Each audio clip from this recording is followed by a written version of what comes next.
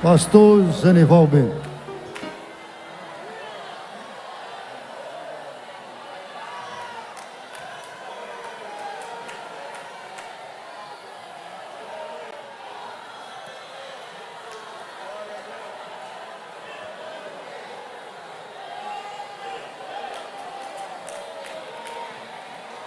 Glória a Deus.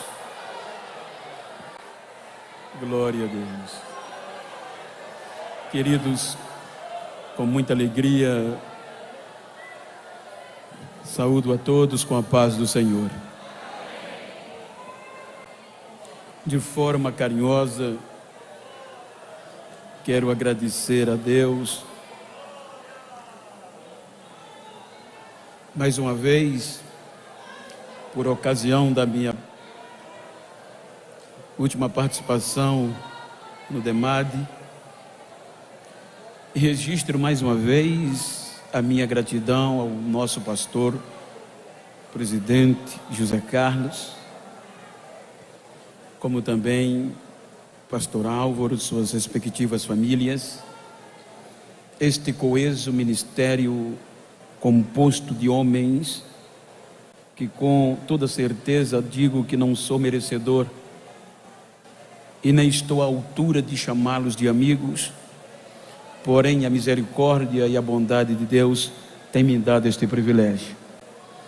Pastor Vitor, muito obrigado pelo carinho, o cuidado com a minha pessoa. Pastor Isaac, que Deus os recompense. Irmã Nalva e toda a diretoria, DEMAD, todas as irmãs. Deus os abençoe. Eu quero ler um texto, tendo em vista que o tema é motivacional e, como eu disse ontem, que tudo aquilo também é um processo para o Novo Testamento.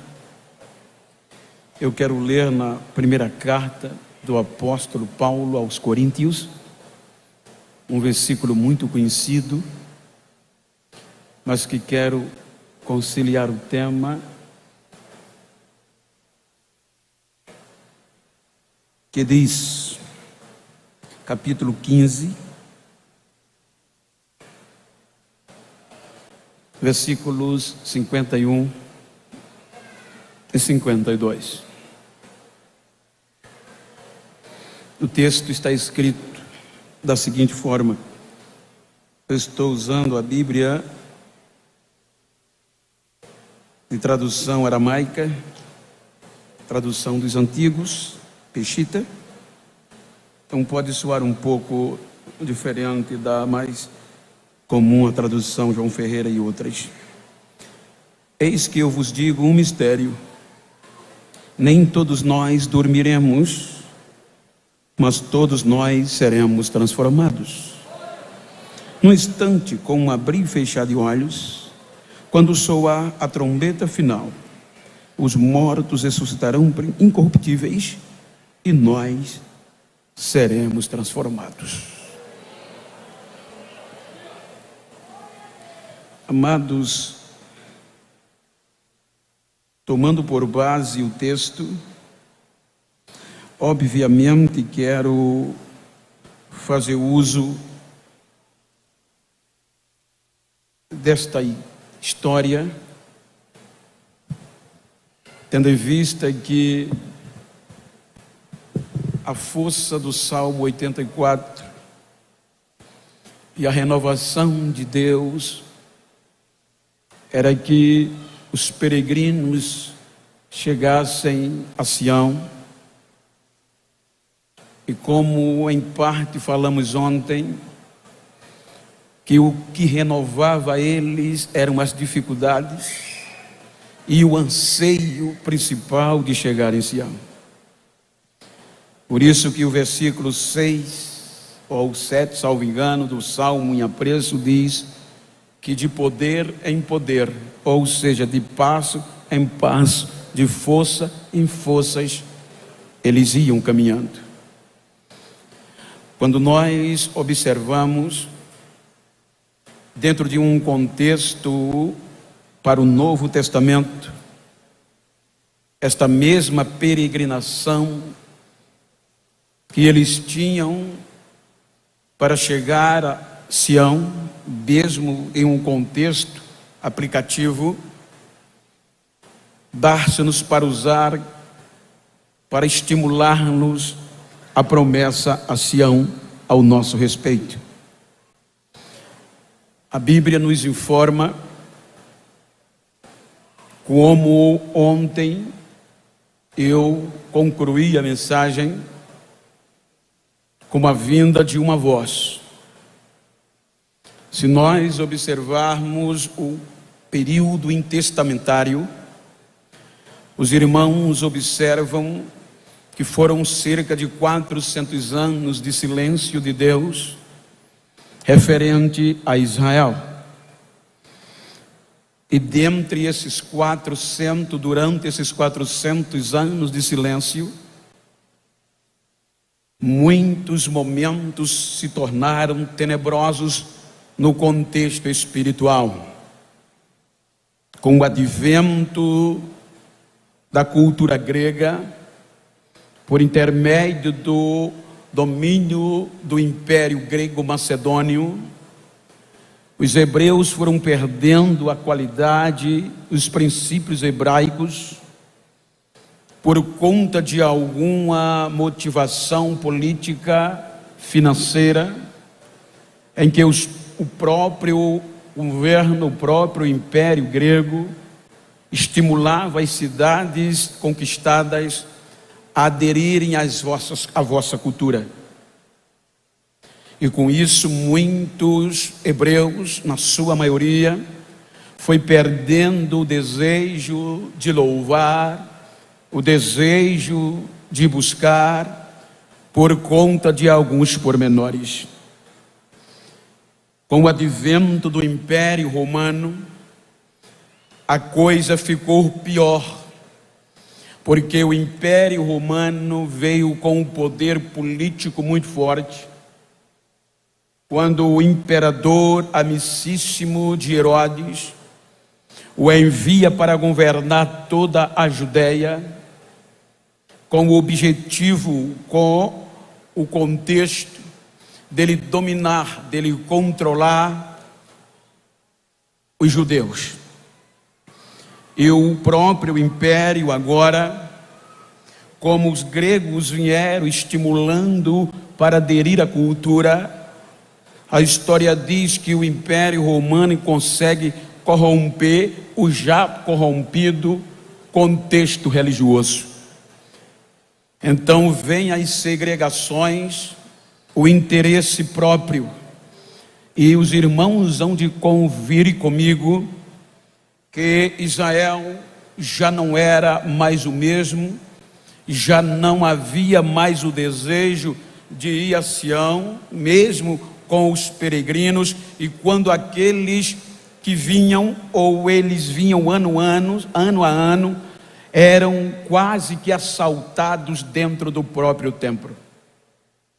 O sistema religioso tirava proveito em tudo, e isso cada vez mais corrompia o contexto espiritual, a ponto de, como eu disse ontem, quando Deus interrompe o silêncio, depois de 400 anos, a primeira evidência que aparece é um homem pregando no deserto da Judeia. E se nós observarmos a pregação de João, era taxativa. Os irmãos observam que João pregava uma mensagem de arrependimento. Ele não veio com uma mensagem estimulativa, mas repreensiva e arrependimento. A mensagem de um desconhecido, a mensagem de um anônimo impacta tanto o sistema como todo, além de todo Israel. Um homem que aparece do nada, não teve a ajuda de propagar a sua mensagem pelas mídias que não havia, Mas a mensagem que ele trouxe era tão repreensível e tão contundente, que se espalha por todo Jerusalém. E chegando no contexto administrativo, religiosamente falando, João capítulo 1, salvo engano, diz, capítulo 1 ou capítulo 3, me salva a memória, salvo engano, ele diz que a mensagem de João conturbou o sistema político religioso. Então foram dizer: tem um doido aí pregando uma mensagem que está batendo de frente, e ele está dizendo para que haja arrependimento, que ele veio preparar o caminho do Senhor. E ele está dizendo: arrependam-se, produzam frutos dignos de arrependimento, porque o machado já foi colocado à raiz da árvore, e quem não produzir tal fruto será cortado e jogado no fogo. Aí João diz que os de Jerusalém, ou seja, a contundência religiosa, chama um grupo de levita e de sacerdotes, escribas, doutores da lei, manda ir até o Jordão saber quem era este rapaz. Então, quando os seus enviados chegam no Jordão, a Bíblia diz que João está batizando de uma forma contundente, dizendo: arrependam-se, raça de víbora, porque quem ensinou vocês a fugir da ira que está vindo aí? Então pararam o batismo e perguntaram a João e questionaram-o, dizendo: olha, os de Jerusalém nos enviaram a ti para saber quem é você. E João não nega o seu testemunho e diz: eu não sou o Cristo. Porém, você é Elias? Também não. Você é profeta? Não. Então quem você é para ter coragem de pregar o que prega? Eu sou uma voz, a voz que clama do deserto, como profetizou o profeta Isaías.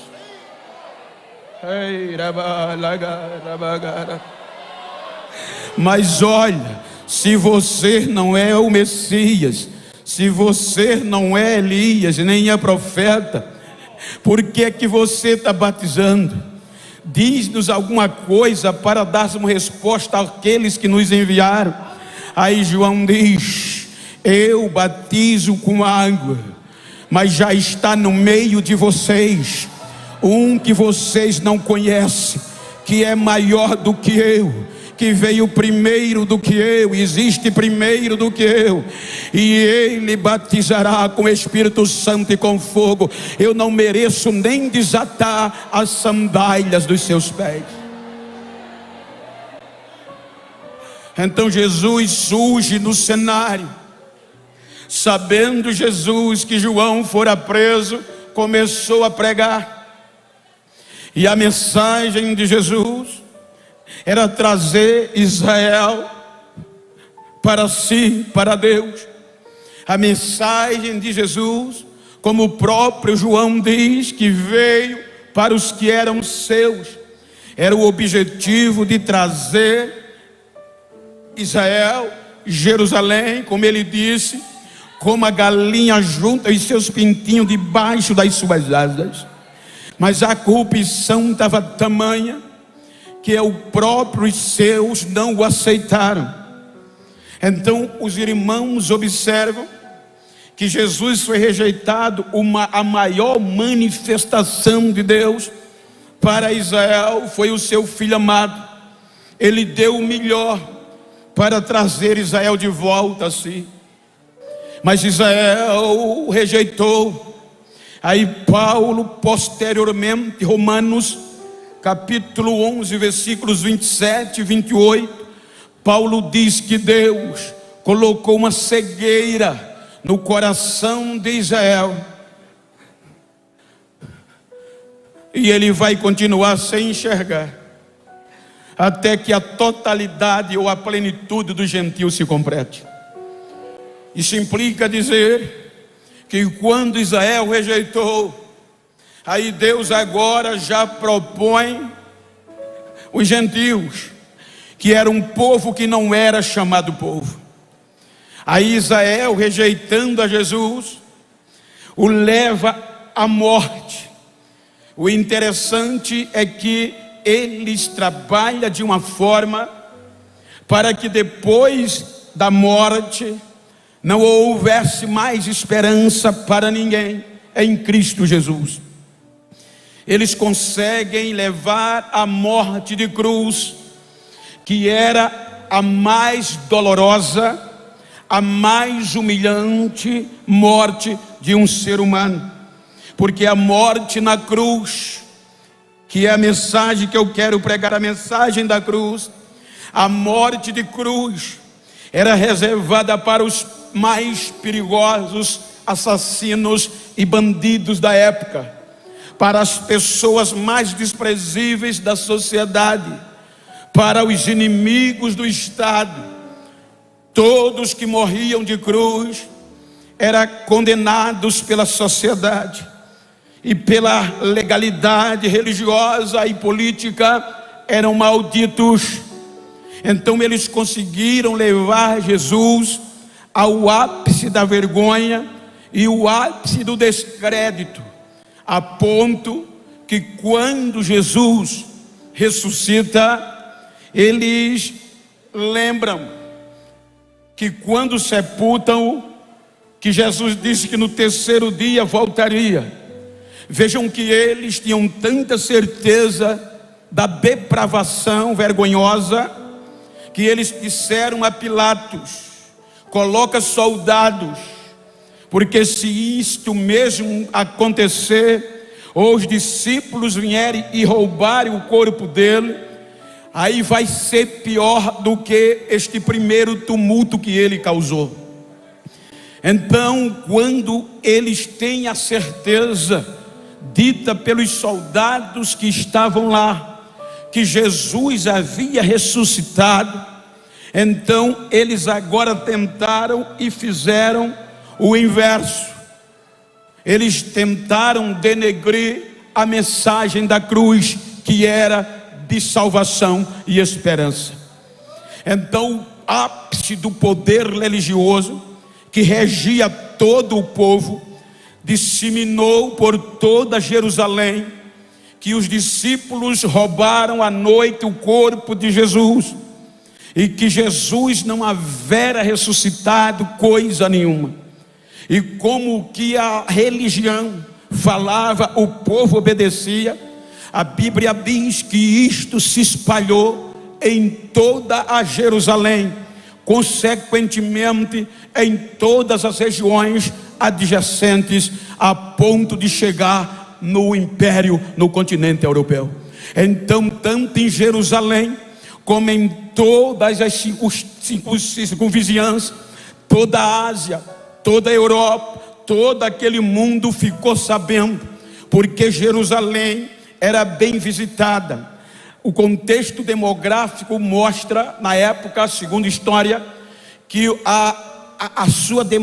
contexto demográfico era a habitação era de cerca de 25 mil habitantes, mas por conta dos períodos de festa, como foi o da morte de Jesus, chegavam mais de 100 mil pessoas em Jerusalém, de toda a parte do mundo. Então esta notícia se espalhou. Agora imagine a dificuldade, quando Jesus disse: fiquem em Jerusalém, até que do alto sejais revestidos. Se nós olharmos na ótica humana, seria impensável que eles conseguissem convencer alguém pela mensagem da cruz. Os discípulos, depois do Espírito Santo vir, vejam que veio um derramamento espiritual, que Jesus disse: vocês vão ser minhas testemunhas. Isso implica dizer, vocês vão dizer que eu estou vivo, que eu voltarei. Vão e comece por a Judéia, Samaria e até os confins da terra, vocês vão pregar isso. Mas como convencer Porque para os judeus, a mensagem da cruz era uma afronta, era uma ofensa. Em ponto que quando o Espírito Santo vem, quando o Espírito Santo enche os irmãos, veja que a primeira mensagem de Pedro foi muito simples. Pedro não usou retóricas humanas. Pedro usufruiu da história que eles sabiam. Era impossível convencer alguém pela sapiência de Pedro, pelo seu contexto teológico e também educacional, tendo em vista que eram indoutos. Mas Pedro prega a mensagem da cruz. Em síntese: vocês mataram Jesus, mas fiquem sabendo que Deus o ressuscitou e ele está vivo. Isto era uma ofensa direta aos judeus. E naquele dia, quase 3.000 almas acreditaram, se renderam, convencidas pelo poder do Espírito Santo. Agora imagina a ousadia daquela igreja pregar a mensagem da cruz. Se os irmãos observarem, o maior obstáculo para eles era os judeus, porque quando eles pregavam, os judeus faziam motins, dizendo que aquilo era uma ofensa, que Jesus não ressuscitou, que eles eram hereges, que eles estavam infringindo o judaísmo ortodoxo, a lei de Moisés. Então a Bíblia diz que por onde eles passavam, o Espírito Santo ia agindo, e Deus ia cooperando com eles, com milagres e maravilhas. Ou seja, se você observar a mensagem deles, era simples demais. O que atraía as pessoas era o poder evidenciado através do Espírito Santo. Então eles vão emplacando na Judéia. É aí que Deus resolve expandir a mensagem da cruz. Por quê? Porque houve uma inércia. Porque nem próprios judeus convertidos e nem os apóstolos acreditariam que Deus, esse mesmo Espírito, fosse derramado sobre os gentios. Por isso que quando Pedro vai forçado, empurrado por Deus à casa de Cornélio, ele não vai de boa vontade, porque ele estava infringindo uma tradição da lei conforme a religião do judaísmo, já convertido. E quando ele chega na casa de Cornélio, ele faz questão de mencionar: vocês sabem que nós judeus não podemos entrar em casa de gentios e nem sequer ter amizade com eles, mas eu estava orando e Deus deu-me uma visão, e eu estou aqui por conta disso, para pregar o que Deus mandou, que Cristo foi crucificado, mas no terceiro dia ressuscitou. Enquanto ele pregava, o Espírito Santo vem na casa de Cornélio, e os gentios começam a receber a autoridade do Espírito Santo. Aí o próprio Pedro diz: agora eu sei que Deus não faz acepção de pessoas. A cegueira veio para o Israel não convertido. Aí Deus vai e arranca Paulo do fariseísmo e o faz o apóstolo aos gentios. Então, se nós observarmos a primeira viagem de Paulo, na região de Chipre, na região da Licaônia, nas regiões mais inóspitas. Ele saiu a pregar o evangelho, a mensagem da cruz aos gentios. E a Bíblia diz que os maiores obstáculos eram os judeus, porque para os judeus a mensagem da cruz era uma ofensa.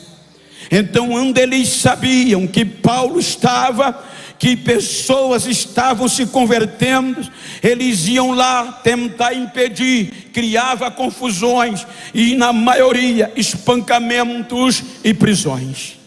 Então eu me questiono, o que fazia estes homens, estas mulheres não desistirem, debaixo de muita vergonha, debaixo de desdém? O que faziam eles continuar tendo esperança em chegar em Sião celestial? Porque Jesus fez uma promessa: eu vou para o meu Pai e vou preparar lugar, e eu voltarei outra vez e levarei vocês para mim mesmo. Quando Jesus foi assunto aos céus, a última mensagem que o anjo deu aos apóstolos foi: porque vocês estão perplexos olhando para o céu, este Jesus que vocês estão vendo subir, ele voltará outra vez do mesmo jeito que subiu. Então pregar a mensagem da cruz tinha motivos para não continuar, mas o que renovava eles era a força de Deus através do Espírito Santo. Cada pedrada, cada morte, cada prisão renovava para eles dizer: Jerusalém é logo ali, ele vem já, ele vem já. Sião celeste é maior do que a Sião da terra. Paulo não desiste. Vem a segunda viagem missionária.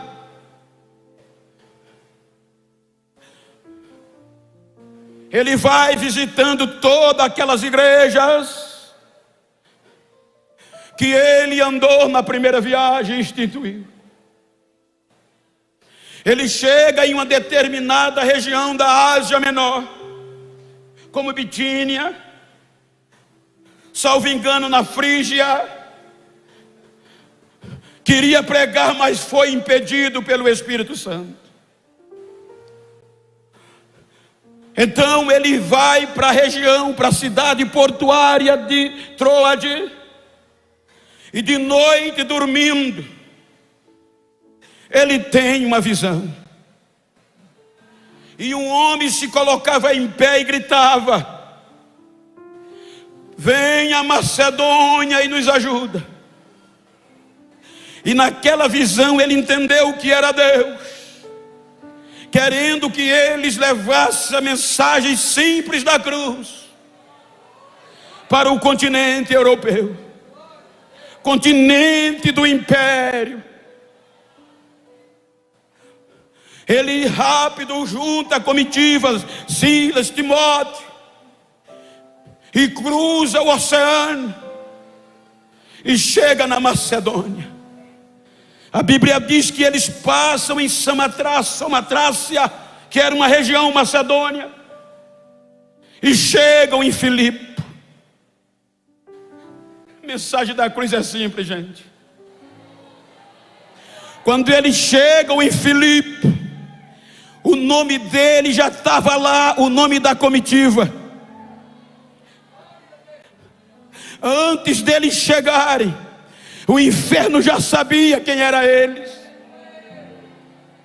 A ponto que é nesta cidade, na região macedônia, que acontece o primeiro movimento de uma relevância digna de registro. Enquanto eles caminhavam para a oração, um espírito maligno começou a usar a moça, e a moça começava a gritar: esses homens que vocês estão vendo passar são servos dos Deus vivo, são servos do Deus vivo. Ou seja, antes deles pregar, o inferno já sabia que a cidade seria tomada pela mensagem da cruz.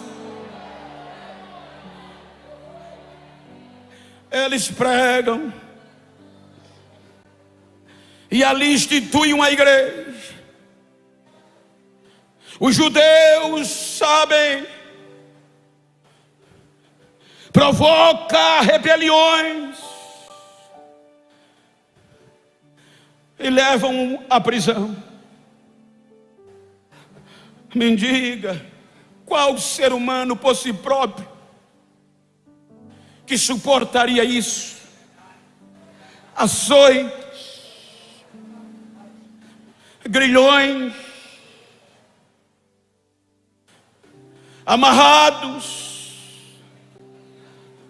sem ter direito a dormir, a costa correndo sangue. Me diga, qual psicanalista, qual psicólogo teria mensagens motivacionais para dar força e renovo a pessoas em situações tão adversas como essas? Por mais nomeado, por mais renomados, por mais especialistas que sejam, ele não consegue estimular. A depressão era a causa seguinte, mas a esperança.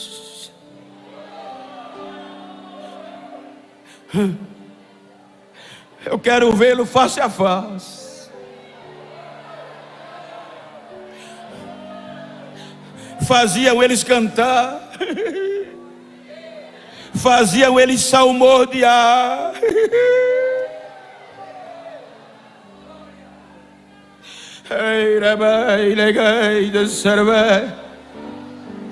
É surrado, é preso, mas não desiste.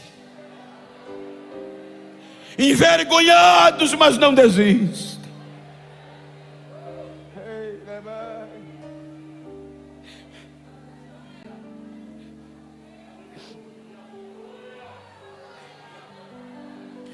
Sai de Filipe com motivos de sobra para desistir, as costas ainda doloridas. Qual era o crime? Pregar a cruz de Cristo. Ele sai de Filipe e vai para a região grega romana, porque o Império Romano comandava a Grécia. E eles chegam em Tessalônica com todas as perspectivas de desistir, de parar, mas eles não param. Chega em Tessalônica, começa a pregar a mensagem da cruz, a ponto que chegou entre os filósofos a notícia: aqueles que alvoroçaram o mundo já estão aqui em Tessalônica. É obrigado a sair de Tessalônica por conta da mensagem da cruz.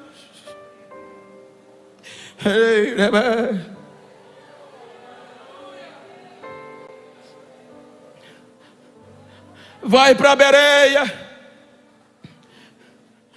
A Bíblia diz que os irmãos, as pessoas em Bereia, examinava tudo que ele pregava, e ele, pelo poder do Espírito, convencia os bereanos que Cristo era o Messias. Sai de Bereia e vai tentar passar uns dias de repouso em Atenas. De Atenas, ele chega em Corinto.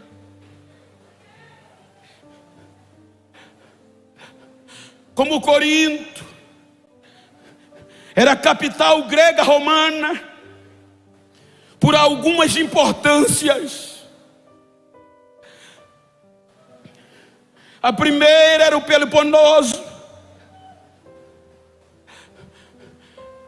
que era a península, a rota obrigatória das embarcações. Coríntio estava situada em um lugar estratégico que ligava o Ocidente ao Oriente. Então todas as mercadorias importantes que saíam do Golfo tinham que passar pelo Estreito de Corinto. Isso fazia a cidade de Corinto ser a capital grega romana, por conta da importância das rotas. Corinto era importante demais por conta de alguns aspectos, como o Partenão, que era conhecido como a casa de todos.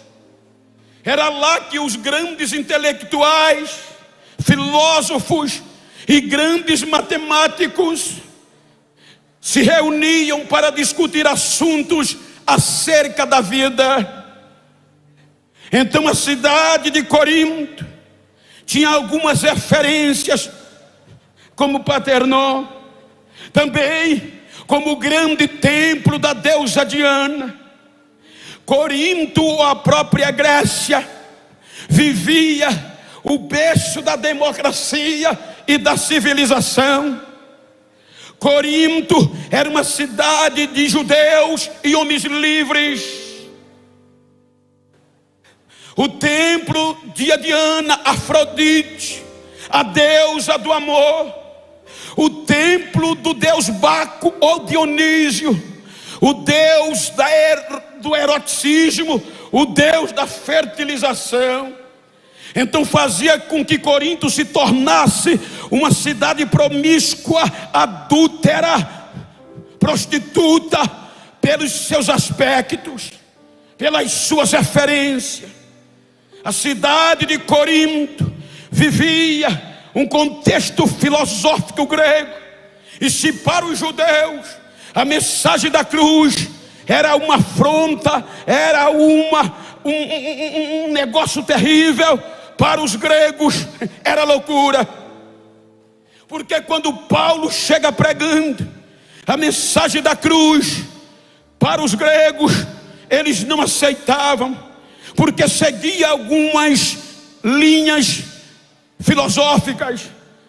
Então eles não entendiam como pregar a mensagem de cruz, se esse Jesus está vivo. Por exemplo, eles questionavam: ora, se vocês estão dizendo que esse Jesus era sábio, mais sábio do que os nossos filósofos, se vocês estão dizendo que este Jesus era poderoso e inteligente, como é que ele morreu de cruz?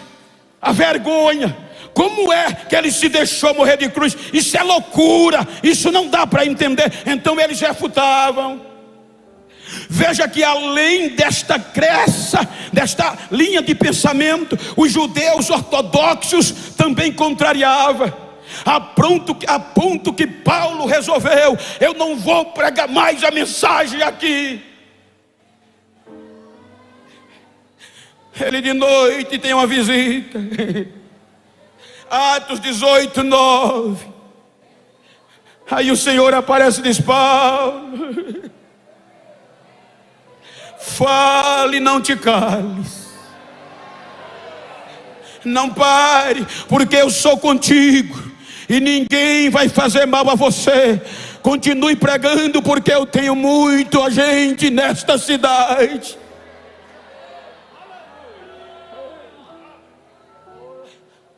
Com a ajuda de Áquila e Priscila, que já tinham vindo expulso de Roma pelo decreto do imperador Cláudio, para que todos os judeus fossem expulsos de Roma. Então se uniram em Corinto e começaram a divulgar a simples mensagem da cruz.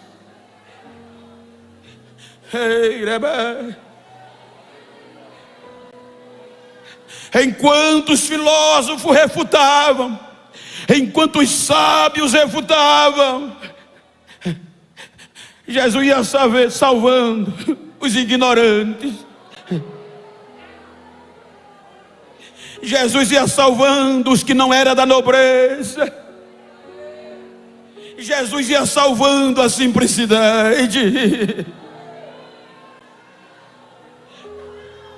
Corinto se torna a igreja mais importante, seguindo a mensagem da cruz. 1 ano e meio Paulo fica ensinando os irmãos. Depois pede a ajuda de Timóteo e seu companheiro. Passam alguns anos, poucos anos. Paulo está em Éfeso e Apolo está em Corinto. Passa por Corinto.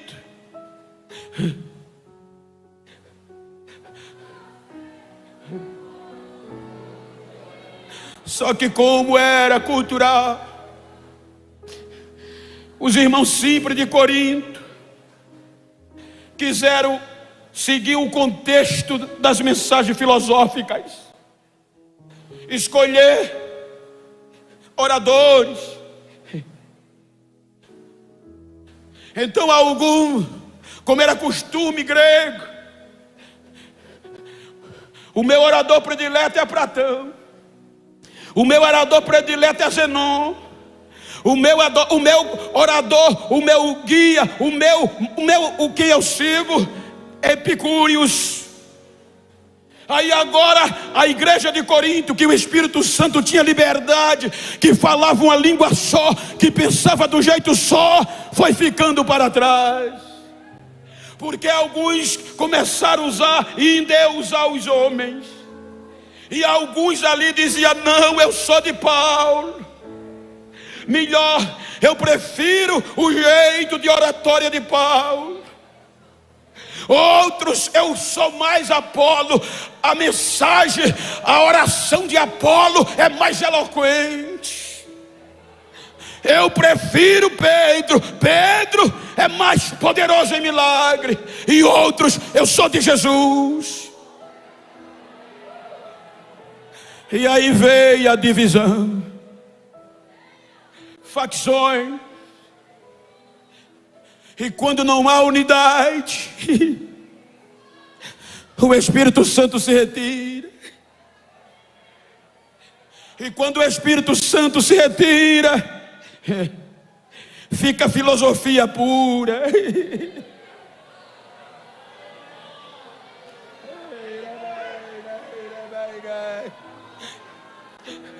Muitas vezes alguém me questiona: Bento, não prega mais a mensagem da cruz, já está em desuso. Está não. Procura falar mais bonito, palavras motivadoras, psicológicas, e estimulando. Fala coach, Bento. Não dá. Por quê?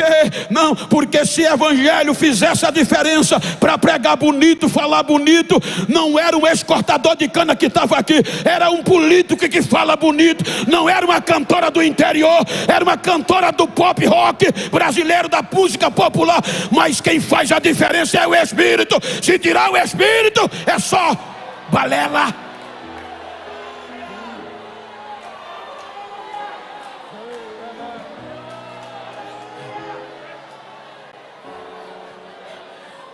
Aí Paulo é sabedor, lá em Éfeso,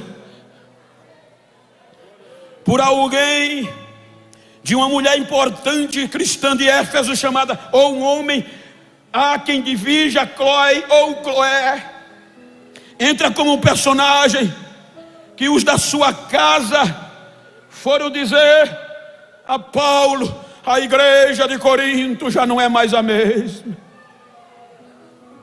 Há divisões,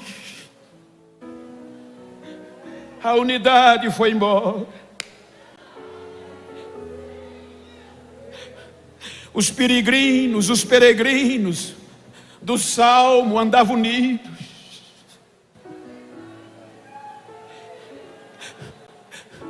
Quando o vale de Baca, como eu disse ontem, não tinha água, eles começavam a cavar juntos.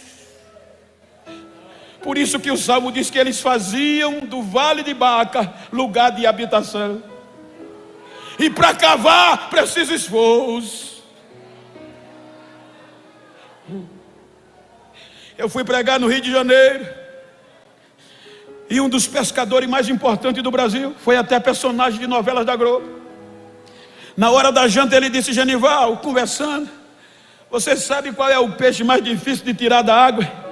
Um dos mais difíceis? Eu disse: o tubarão. Ele disse: não, é a sardinha. Como? A sardinha não tem esporão, não tem empresa, não faz.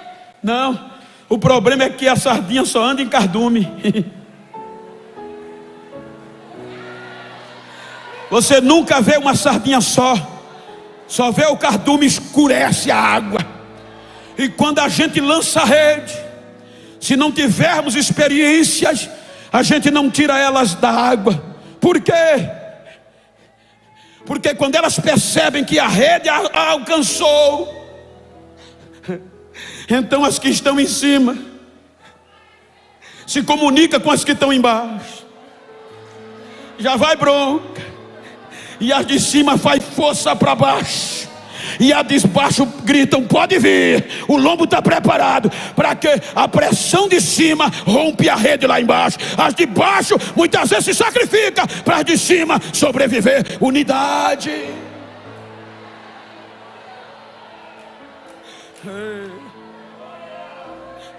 Diga para quem está ao seu lado: para chegar em Sião,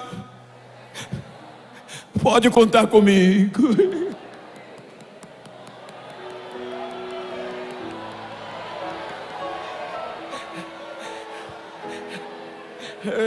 Eu vou só ilustrar. Me ajuda aqui, pastor, com todo respeito. Quando eles iam cruzar o vale, aonde eles encontraram que o Senhor era força. Eu falei ontem, mas não ilustrei. O vento, a areia, só por exemplo, me dá as mãos, por favor. O vento, a tempestade começava a empurrar eles para trás. Aí eles vinham me empurrando para trás. Quando a tempestade pensava que ia vencer, aí ele se empurrava de novo. A tempestade empurrava para trás, mas a coragem, a esperança e a alegria de chegar em Sião fazia a tempestade recuar. A gente chega em Sião de força em força.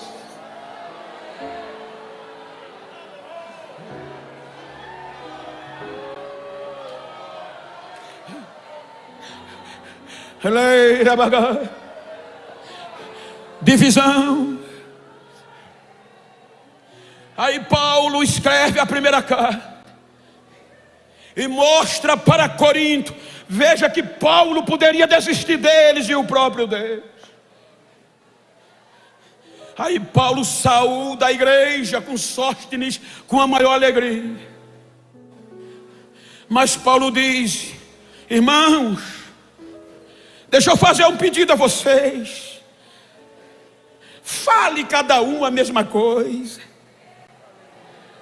Tenha o mesmo pensamento. Sejam unidos, como eu ensinei a vocês. Eu fui informado que há divisão entre vocês.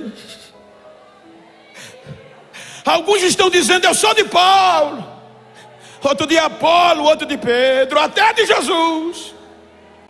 Irmãos, deixa eu perguntar uma coisa a vocês: por acaso Paulo foi crucificado por vocês? Por acaso foi Paulo que salvou vocês?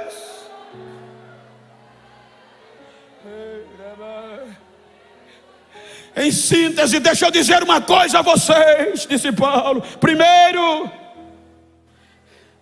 a mensagem da cruz é diferente da mensagem dos filósofos. Os filósofos convencem as pessoas pela letra. Fala até bonito, emociona. Mas quando eu cheguei para pregar no meio de vocês, eu não usei sabedoria do homem, nem usei argumento filosófico, Mas eu preguei a vocês o evangelho da cruz. Eu preguei o evangelho de poder. Eu preguei foi Cristo crucificado. Ou seja, os filósofos convencem pela letra, mas nós não. A mensagem da cruz é pelo Espírito, é pelo Espírito, é pelo Espírito.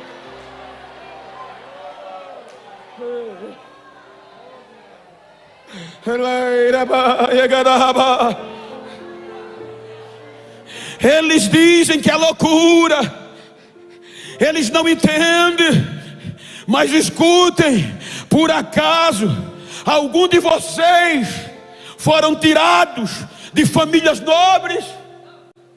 Algum de vocês foram tirados do meio importante? Quem eram vocês? O evangelho é loucura para eles que estão se perdendo, mas para nós que somos salvos é poder, é poder, é poder de Deus. Primeiro ponto: um dos perigos é a similaridade desta época para agora. A mídia, veja que eu estou falando a mensagem da cruz, nada de crítica destrutiva, é realidade. O evangelho não me chamou para criticar A ou B, mas como eu estou falando de continuar a força do Senhor em nós, a mídia tem levantado muita confusão. Porque quando os nossos pais, como ainda hoje tem como pastor dessa igreja, e o meu, ensina a simplicidade da cruz, muitas vezes a gente não quer ouvir.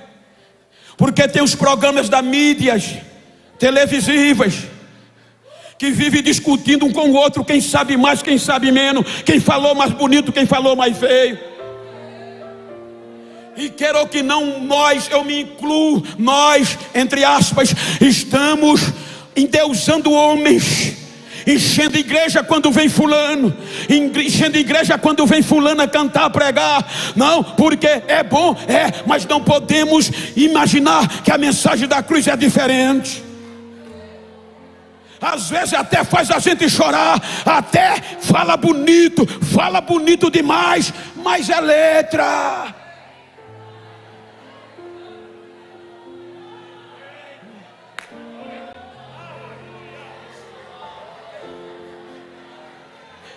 Eu recebo muita ligação de jovens: pastor, me ajuda a ser famoso, me ajuda a pregar em lugar fulano.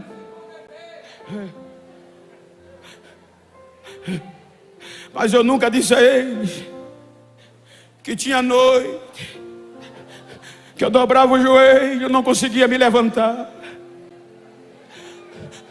rodava a noite, a minha esposa me arrastava pelo braço: filho, vem.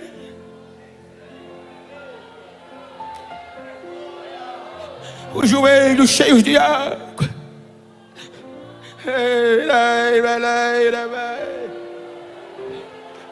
Estude o máximo que puder. Seja criativo, é bem bom, é bom. Mas a mensagem da cruz sempre vai ser prioridade. A simplicidade da cruz sempre tem que ser prioridade.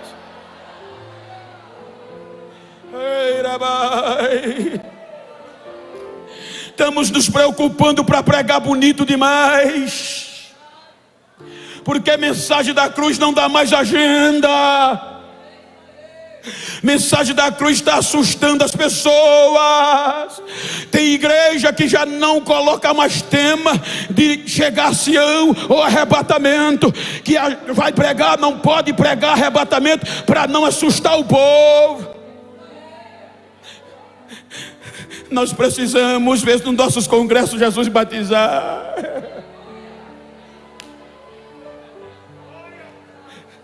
Precisamos voltar ao princípio. Precisamos ouvir línguas estranhas nos nossos congressos.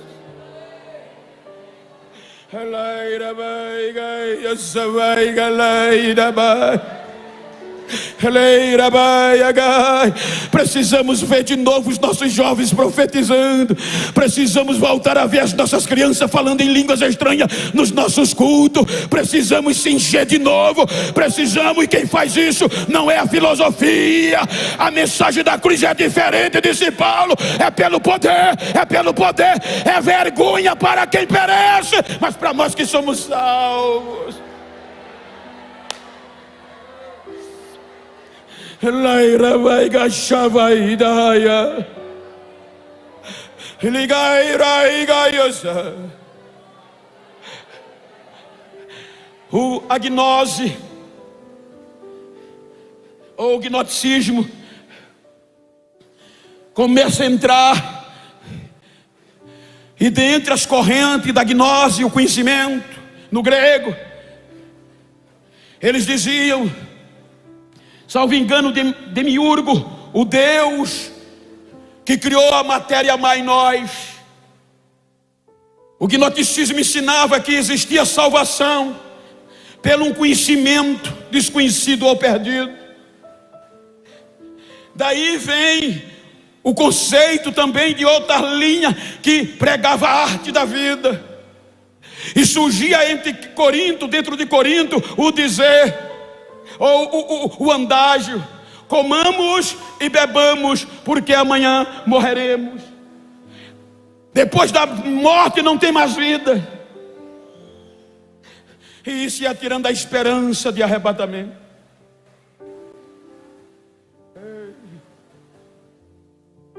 A gente está tão bem aqui que tem muita gente que nem pensa em ir para o céu mais.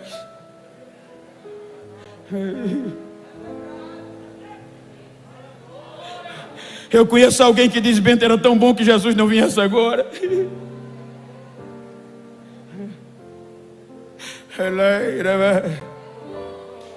Diga para quem está ao seu lado: eu não sou daqui, sou peregrino.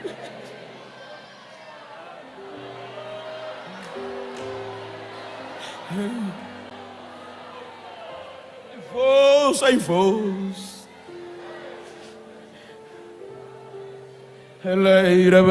Aí Paulo diz: irmãos, em síntese, Deus excede a filosofia humana. Porque na sabedoria de Deus o mundo não o conheceu. Então aprove Deus salvar os crentes pela loucura da pregação. Deus excede a filosofia humana. Ele resolveu aniquilar a sabedoria dos sábios e coibir a inteligência dos entendidos, para usar o fraco, para confundir o forte, usar o louco para confundir o sábio.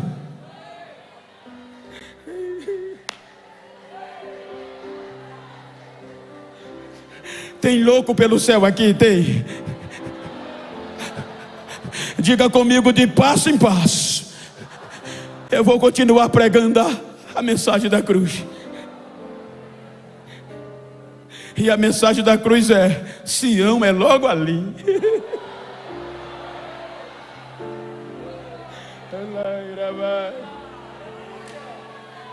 Aí, em síntese, ele vai, depois de tratar todos os assuntos que denegriam a igreja, ele diz: irmãos, olha que coisa linda, eu tenho um mistério para dizer a vocês. É que nem todos dormiremos, mas seremos transformados. Os mortos virão primeiro transformados pelo toque da última trombeta, e depois nós seremos transformados também. Irmãos, quando isso que é corruptível se revestir da incorruptibilidade, E isso que é mortal se revestir da imortabilidade. Então vai acontecer, vai se cumprir o que está escrito: tragada foi a morte na vitória. Isso implica dizer, quando o horizonte se abrir, a última trombeta tocar e a gente entrar em Sião, aí Paulo nos faz entender que nós vamos subir. Estou conjecturando dentro do texto, vamos subir cantando o hino. E qual é o hino? Genival está em Alagoa, a trombeta tocou, ele sobe. João Pessoa vai subir junto. E nós vamos olhando para baixo, nem lembrando mais desse mundo velho. Mas Paulo disse, nós vamos cantando, vamos ensaiando e cantando. E qual é o cântico? Aonde está, ó morte, o teu aguilhão? Onde está, inferno, a tua vitória? O aguilhão da morte é o pecado, e a força do pecado é a lei. Mas graças a Deus por Jesus Cristo que nos deu vitória. Mas graças a Deus por Jesus Cristo que nos deu vitória. Portanto, meus amados irmãos, sejam firmes, sejam fortes, sejam constantes, sempre abundantes na obra do Senhor, porque o vosso trabalho não é vão, tem uma recompensa. E qual é a recompensa? É Sião, é Sião, é Sião, é Sião, é Sião.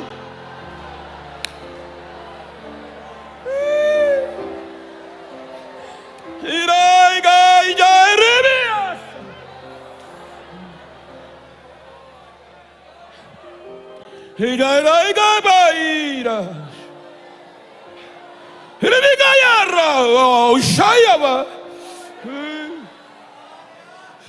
Hey, guys, I like the guy that shave. You're a movie, Jay. Oh, Leo. And you can like shave, you just say, right? You can like shave, like Piokai Jay. And I'm one Jay, you say, right, and I found you.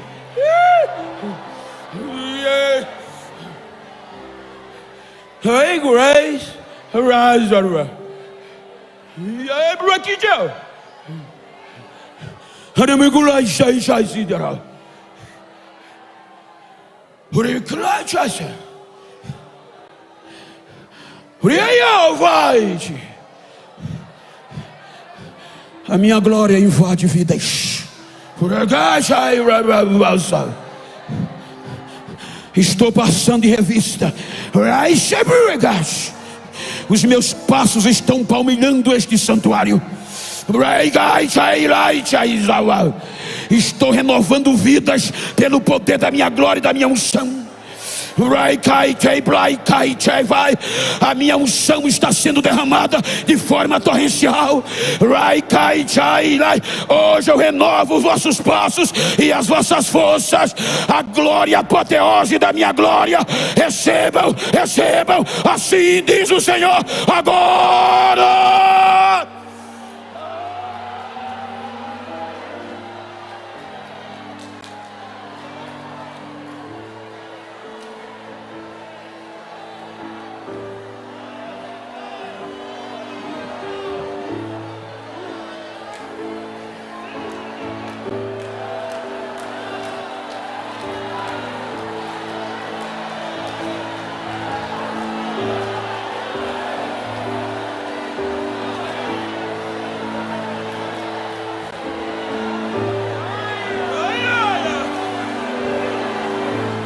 Adore, adore, adore, adore, adore. Receba renovo, receba renovo. Sião é logo ali, Sião é logo ali, Sião é logo ali, Sião é logo ali.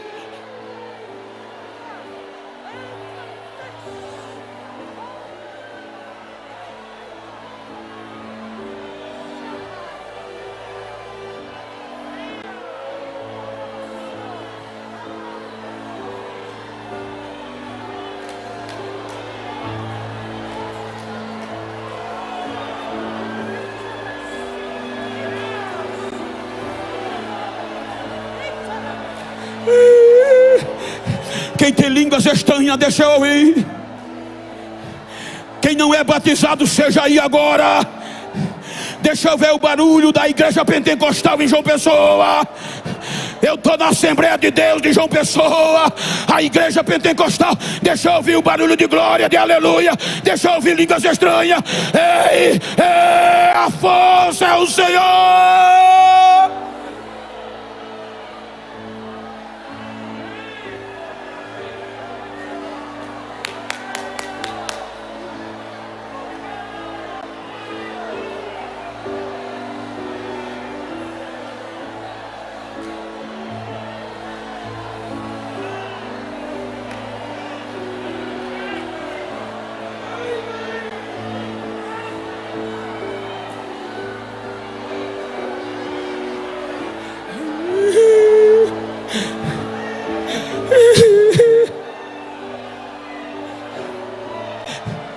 A mensagem da cruz é loucura para os que perecem.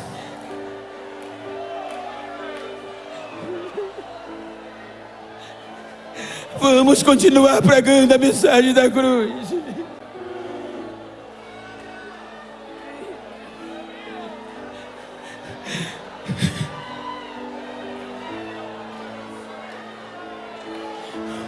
Eu sei que eu não posso fazer aglomeração. Fique de pé, por favor. Coloque a máscara e vira para quem está ao teu lado.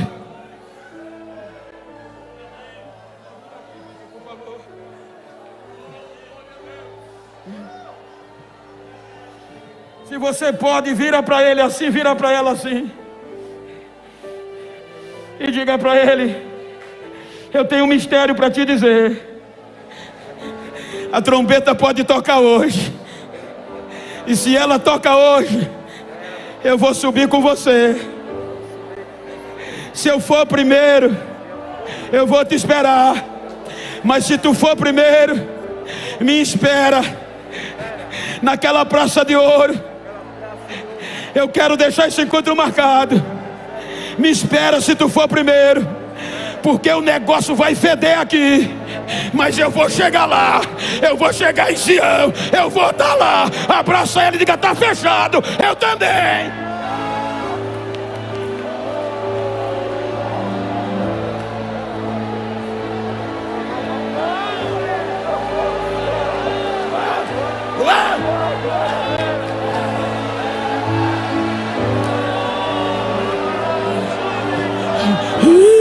Adore, adore. Batiza Jesus, batiza Jesus. Renova agora, Jesus. Estamos peregrinando para Sião, Jesus. Precisamos da tua força. Renova a tua igreja. Não é a máscara, não é a pandemia que vai esfriar a gente. De força em força, de passo em passo. Estamos aqui.